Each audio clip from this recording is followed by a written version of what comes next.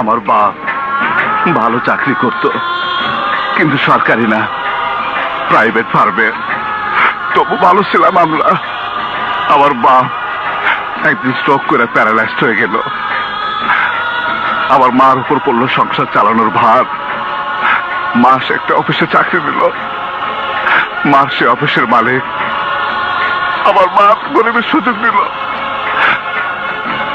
আমার মা টাকা দরকার ছিল আমার বাপের চিকিৎসার জন্য আর সংসার চালানোর জন্য। আমার বাপ মার এসব ঘটনা দেখে মার উপরে খুব রাগ করত।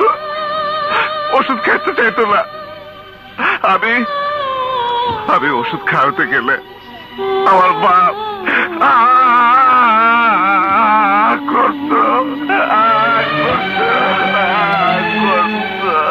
দুঃখে একদিন আমার মা ট্রেনের নিচে পড়ে আত্মহত্যা করলো। আমার বাপটা মরে গেল। সেখান থেকে টাকার উপর আমার দারুণ লোভ হয়ে গেল। শুরু হইল আমার কষ্ট।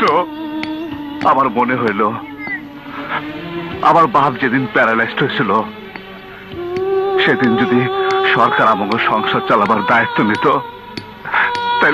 তাইলে আমাকে পরিবারের এরকম পরিণতি হইতো না।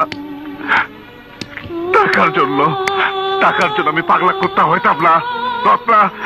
টাকার জন্য আমি পাগলা কুত্তা হইতাম না রত্না। আমি তোমার বিয়েই করতাম না। আমি সিদ্ধান্ত নিয়েছিলাম 10 কোটি টাকা ব্যাংকে না জমাইয়া আমি বিয়ে করব না। তোমার বাপরে টাকা ধার দিবার যাইয়া তোমার আমার বিয়ে করতে হলো। আমার মায়ের কষ্ট দেখে আমি তোমার সাথে স্বামী স্ত্রী সম্পর্ক করি নাই। আমার ধারণা ছিল যদি আমাকে বাচ্চা হয়, তারপর যদি আমি স্ট্রোক করে আমার বাপের মতো প্যারালাইজড হয়ে যায়, আমার যদি